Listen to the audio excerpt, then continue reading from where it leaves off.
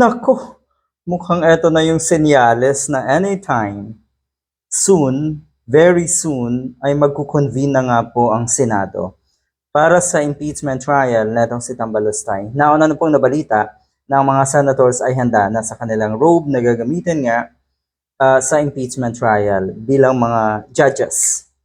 Ano ba ang ibig sabihin nito? Nalalapit na. Kasi kung totoo na July pa yan, ang tagal pa naman. Bakit kailangan mo nang magsukat ng mga robes, di ba? Kahit sa okasyon, hindi naman tumatagal. O hindi naman ganito kahaba dapat ang preparasyon sa paggawa ng damit. Halimbawa, may isang okasyon. Pero eto, handa na. May robes na lahat ng senators na magiging judge.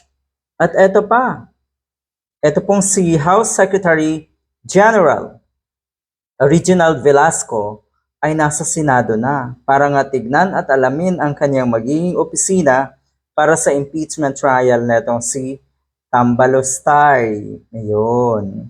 Matagal ko nang sinabi ito na posible talagang gulatin na lang tayo ng Senado. Oo, taas ang sinasabi ni Senator Chis Escudero na kung nga ay July 30 pa ito masisimulan.